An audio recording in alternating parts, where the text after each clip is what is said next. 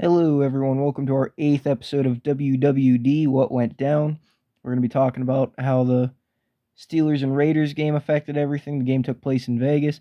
Um, Overall, it was a pretty solid game to watch. It pretty much came down to two play styles. I'll talk about it later. Um, but we'll kick things off with the fantasy side of things as always. First of all, I'll just talk about real quickly the Steelers defense. I had them against J-Bay's team. Pittsburgh's defense went in there and looked pretty damn good. Got quite a few sacks, got quite a few interceptions, thanks to Jimmy Garoppolo. Um, anyway, the Steelers' defense did very good with a lot of sacks, interceptions, only allowed 18 points. Even without Hayward, they were still bullying the offensive line of the Raiders pretty much all night. Other than that, there really wasn't much worth mentioning out of the team defense itself. And that's all that there was between me and Mosto. Pussy and Big Yawners at the end of a huge shootout here towards the final stretch. I think Pussy has this one pretty much locked up, but Big Yawners did put up a hell of a fight, though. Pussy had Josh Jacobs, who did have 17 rush attempts for 62 yards, 3 catches for 18 receiving yards. Um, I wouldn't be concerned if I was Pussy with Josh Jacobs. I know he's been kind of underperforming compared to how people were expecting him with like 9, 11. 9, 11 again. This is becoming a common trend. I like it. Anyway, 9, 11, 11 again. He's really not doing bad. He had 9 rushes for -2 yards against the Bills. That was dog shit. Everybody knows that was dog shit, but there is some redeeming quality to it, and that's he is getting the catches, he's getting the attempts for it per game, and he has been playing, to his credit, three pretty tough defenses in terms of stopping the run. So overall, you can't really be too worried about it. Sure, he's underperformed so far throughout the season, but you look at the schedule, the remaining schedule, it's looking a hell of a lot nicer for pretty much the rest of the season. I think he got his hardest 3 games, except for when he plays Denver again, out of the way. So overall, I think he's going to be doing good, pretty good later on in the season. Then we got after that, I believe Pussy also had Jacoby Myers. Jacoby Myers had a pretty damn good game, if I don't say so myself. 7 catches, 85 yards. He could have had a touchdown. Unfortunately, the defender held it against him, and then there was another one he could have had a touchdown on. Jimmy Garoppolo decided he was going to throw the worst ball I've ever seen, of course, because it's fucking Jimmy Garoppolo. But Jacoby Myers, not only did he get screwed out on 2 potential touchdowns, there were also at least another 2 plays where where the pass was to Jacoby Myers where it wasn't a touchdown, and he either just had Garoppolo throw a shit ball, or the defender would hold him or something like that and get called for the penalty for it. So overall, Jacoby Myers did really fucking good tonight. And this was actually a lot of the receivers from the Raiders, as we'll talk about in a bit. Um, yeah, overall, he did really good. You had Max Crosby.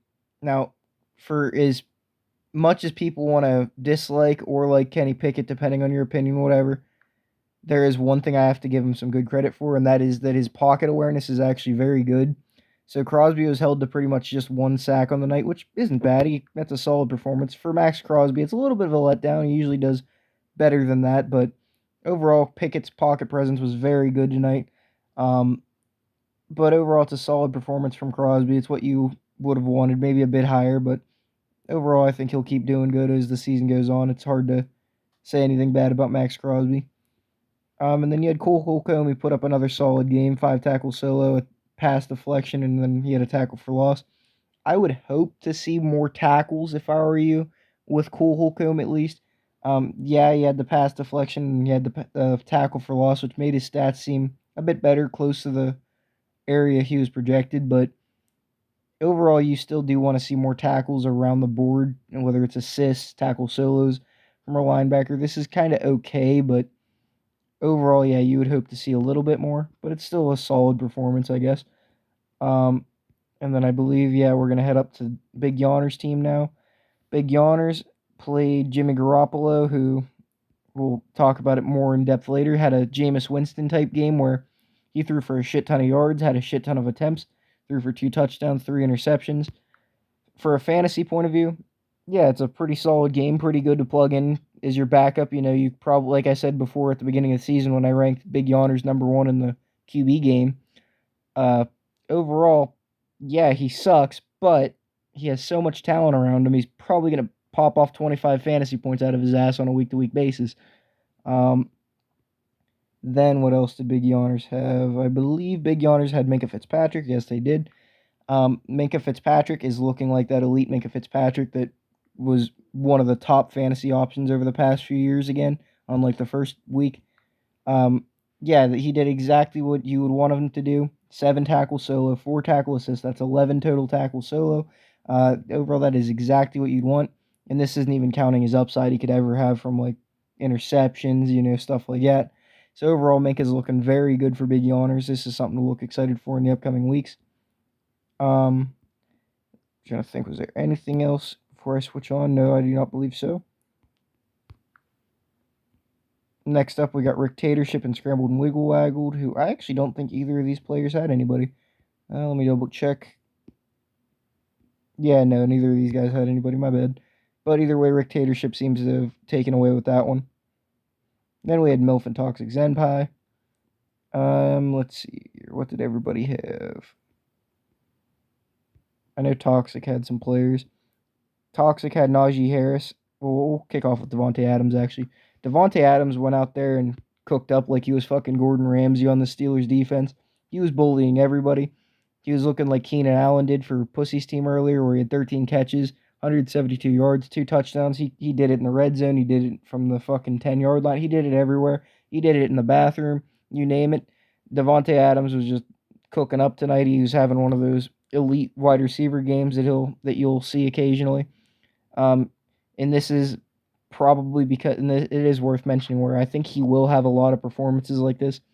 I think the only reason he didn't do better through week 1 and 2 is he was against all pro and very good coverage corners, Pat Surtain for the Broncos and Tre'Davious White for the Bills, respectively. Tonight he was against Patrick Peterson, who got fucking cooked. The dude's older than my grandma, but overall, yeah, he did very good. Toxic, especially for this upcoming schedule. I think you're going to be enjoying Mr. Devontae Adams. You're not going to like him in Green Bay because they got Jair Alexander, but everywhere else you're going to like him. Najee Harris, this is where you're not going to like him. Toxic, 19 rushes, 65 yards. Any Steeler fan that watches the Steeler games over the past year, I'd say, will tell you that Najee Harris really is not looking good. He's out there just not doing shit. He tries to pummel the ball, gets like a yard or 2 per carry, sometimes 3. He just can't get anything going. Yet every week, Jaylen Warren goes out there and makes big plays after big plays. This is pretty concerning if I were you. This is one of your earliest picks, and the most he's had now is 6.5 points. He's getting the rush attempts. Yeah, you might have the touchdown upside if the Steelers ever decide to, score fucking touchdowns, other than bigger passes. But yeah, this is looking concerning if I were you. Toxic. I don't know if you have any other running backs you were considering using, but yeah, you're kind of in the situation I was telling Pussy about with Kyle Pitts, where it's getting harder and harder to trust putting him in as a starter.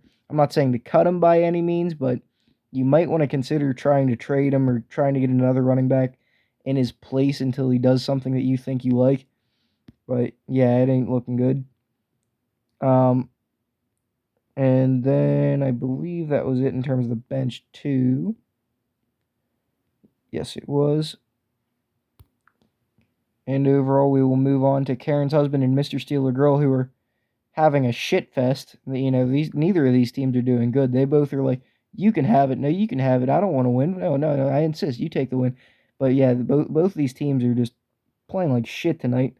But overall, we'll go look at Karen's husband, who had Pat Fryermuth. Pat Fryermuth had an night with 3 catches, 41 yards. He got bailed out by that touchdown, which made his night look pretty good. So that's good that he got the touchdown. But if I were Karen's husband here, I would really be wanting to see Pat Fryermuth getting more targets, getting more catches. But you don't want to rely on a tight end to only have a touchdown upside. That's kind of concerning, although it is his best game of the season because of said touchdown. But without those touchdowns, he's looking like he's going to start struggling throughout the year, especially when he goes and plays some of these teams that have good linebackers, such as the Ravens, for example, with Roquan Smith and all that stuff. then I think you might actually really start struggling here, Karen, with your tight end game. Then what else did you have?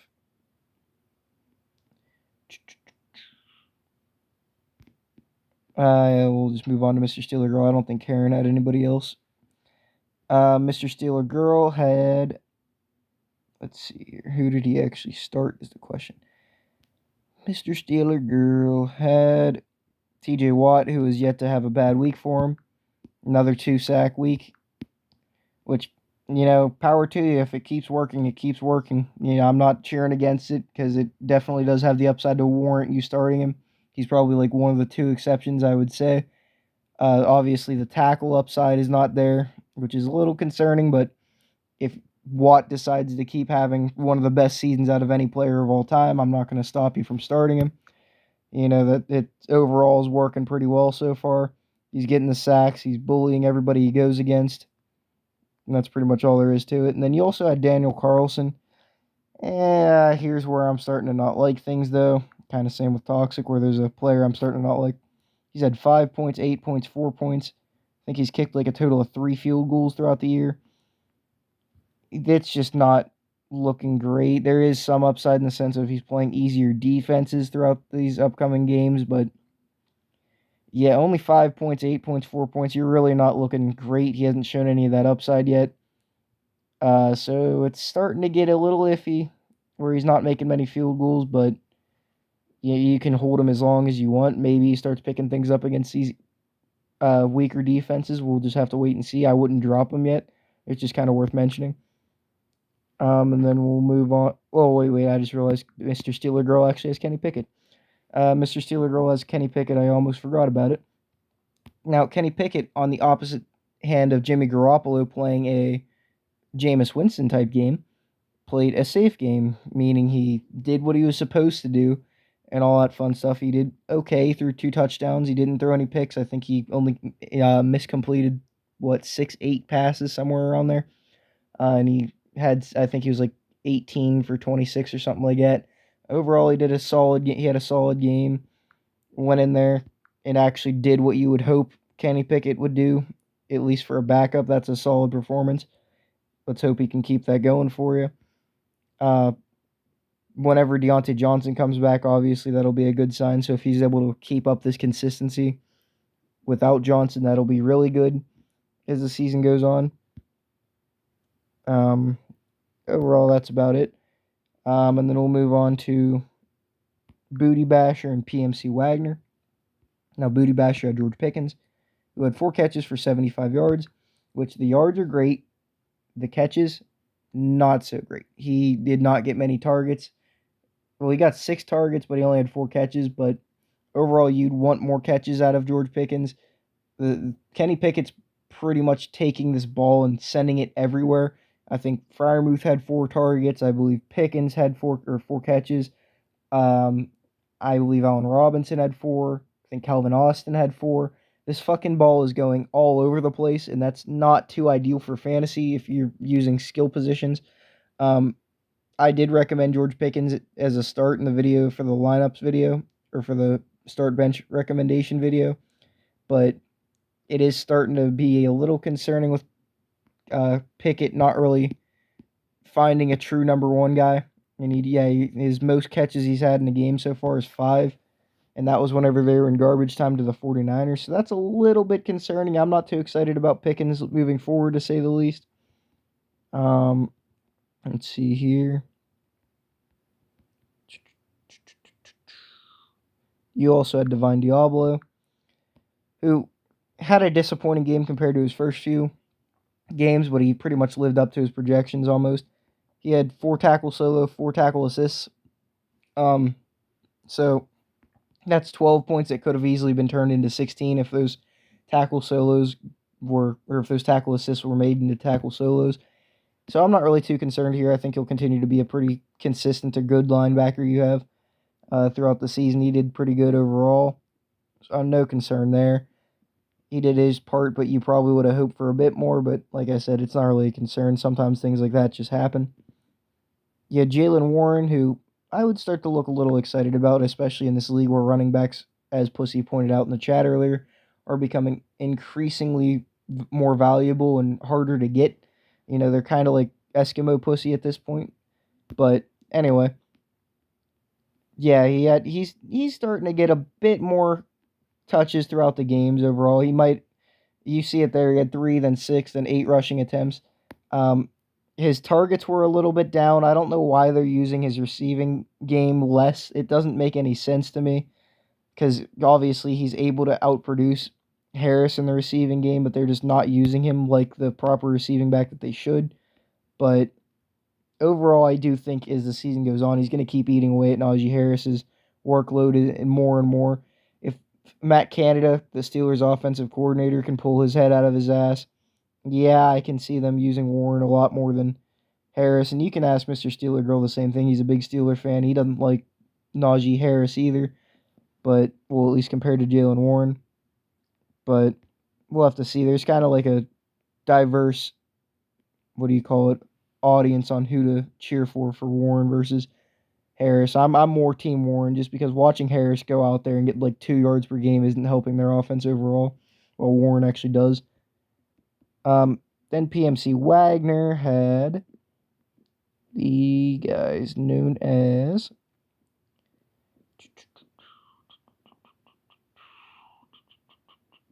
did PMC Wagner actually have anybody? I don't think he did. I don't think PMC Wagner actually had anybody. For some reason, I thought he did. Now, I am kind of winging this one. Usually I have a piece of paper writing these ones down. Unfortunately, my last pen decided it was going to shit itself, so we kind of got to make do with what we got. You know me. But anyway, so we're looking at all these matchups pretty much going into tomorrow's games. The only thing really worth mentioning out of these games, or anything that's still contested at least for who's going to win these games, it comes down to Karen versus Mr. Steeler Girl and a coin flip for who's going to win that one. And then I think PMC should have the edge over Booty just because we've already talked about in the matchup recap briefly how Booty just has so many players on one team. It's going to be very, very difficult for Booty to actually win this game. That's the problem with having that many players on one offense is even if the offense does great overall, you need like 70 points out of the Eagles to make this type of comeback happen. Compare that to if you had like a player on 3 different teams where they could all just decide to blow up and you'd actually have a chance. It's going to be very hard for Booty Basher. PMC just has a little wrapping up to do, and he should have it in the bag, I think. And then we'll switch on over to what actually happened in the game. Now, Kenny Pickett, 16 for 28. He actually had a solid game. His pocket awareness is very good. His decision making is not. He throws it to he throws a lot of bad decisions where he's throwing it either just away, bad ball in general, when he has check down options like Jalen Warren, for example. But overall, he played safe, didn't make like horrible mistakes like interceptions. I think that was what they were going for, is just him doing enough to scrape by with the win. I think that's what Pittsburgh's been going for here. So overall, he did good he did a lot better than Jimmy Garoppolo in terms of real life. But like I was saying earlier, where if in fantasy you have any of these skill position players like George Pickens, Allen Robinson, Pat Freiermuth, any of these players that are going to be reliant on Kenny Pickett to fuel them with yards and targets and touchdowns, yeah, I would not be looking excited about this in future weeks at all. We'll look at the rushing game in the comparison here. Harris had 19 attempts for 65 yards, Warren at 8 for 29, where there's a slight edge to Jalen Warren with the rushing game. But that's not really what Jalen Warren is known for, and he's still outproducing Harris in terms of the rush game, but overall, this game was a very defensive line dominated game where the Steelers D line went to work on the Raiders offensive line and the Raiders D line went to work on the Steelers offensive line. So overall, it was a very D line heavy game. So the run games really weren't that great on either side. But like I said, it is worth mentioning that once again, Jalen Warren outproduces Najee Harris. Pickett had a few scrambles, but it wasn't really worth mentioning. And then, like I said earlier, where the ball is just going all over the place, Pickens is at least getting good yards out of it. Austin had a big play for a touchdown. Um, and then Fryermuth had the touchdown. But yeah, like I said, I'm not too excited about any of these guys moving forward. We have Minka Fitzpatrick, who I was telling you guys about with or not Mr. Steeler, with Big Yawner's team, where he's looking like that elite safety, getting 10 plus tackles a game, looking very good. He didn't fall off in the second half this time compared to last time where I was a little iffy on it. But overall, he keeps having games like that. Yeah, you're going to have a fantastic safety option throughout the year. You might even bump up the rankings videos a few times. Quan Alexander's looking like, I think this has been a consistent basis over the past few weeks. I could be wrong. I'd have to double check everything. But it's looking like he's definitely the main tackler in terms of that linebacker core, where he's outproducing Cole Holcomb when it comes to these tackles and all that stuff. He's getting more tackle solo. He's getting more tackle assists overall per game. So that's something worth mentioning. I don't know if Quan Alexander is still on the free agency. I bet he is in terms of the fantasy league.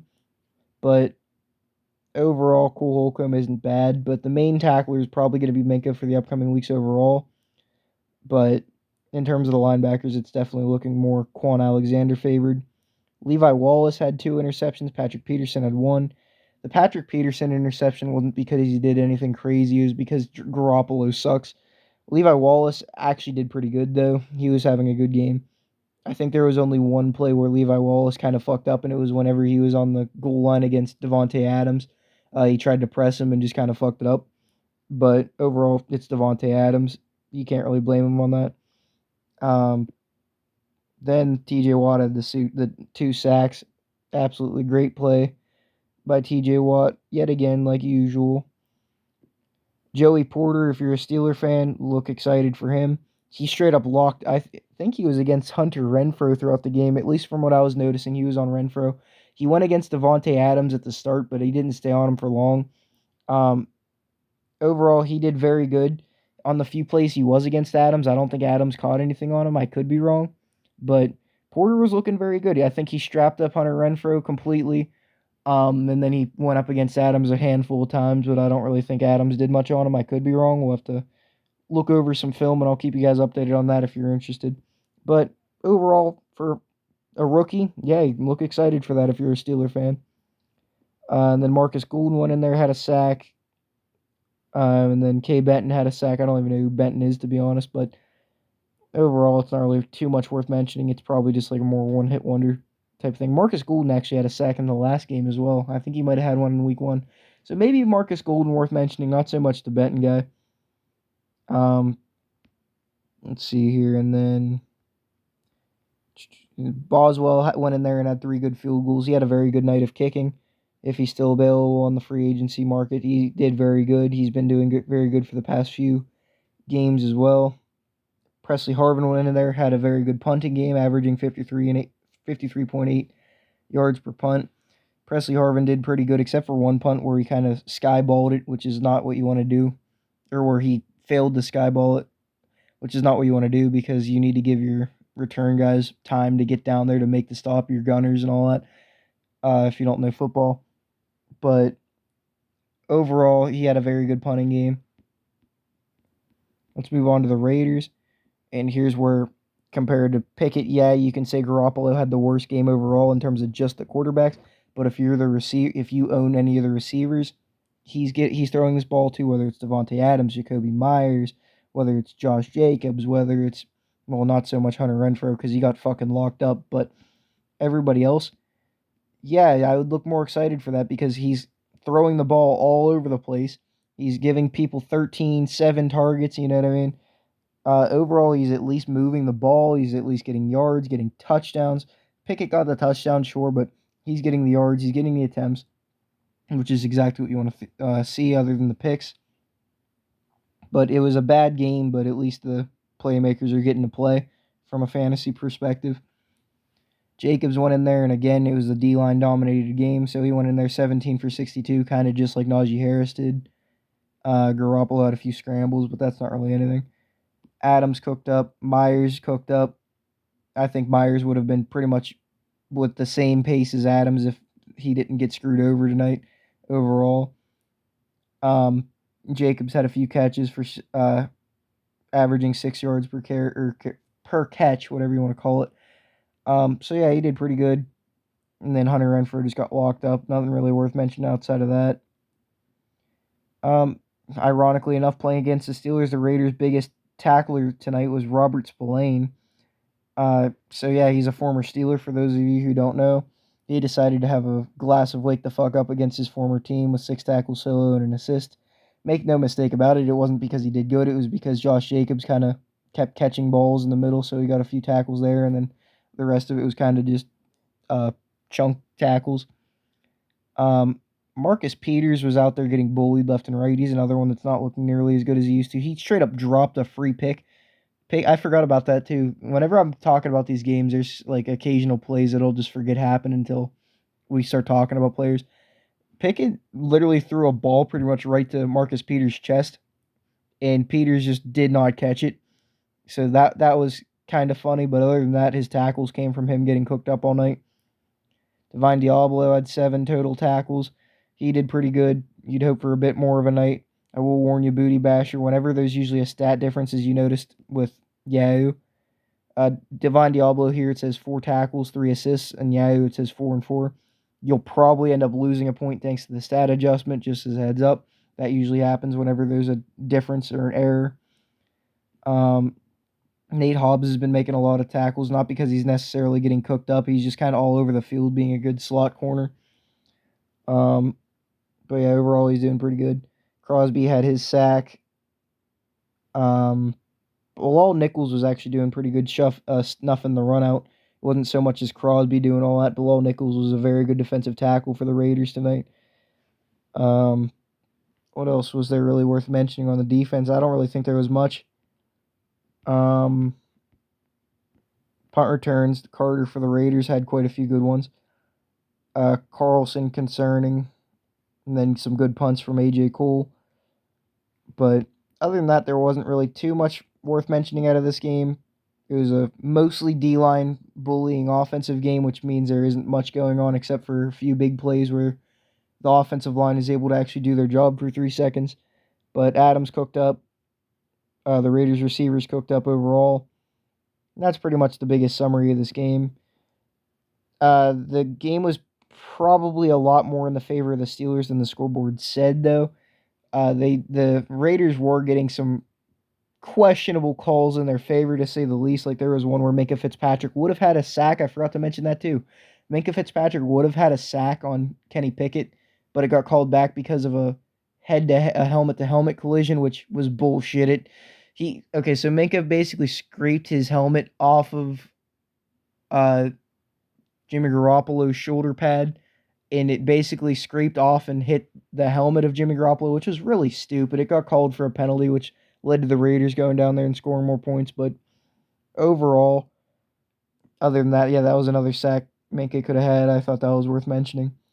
Yeah, then the penalties were killer for both teams, obviously, but the Raiders definitely got away with quite a few holds on the left tackle position. I think the guy's name is Kisner.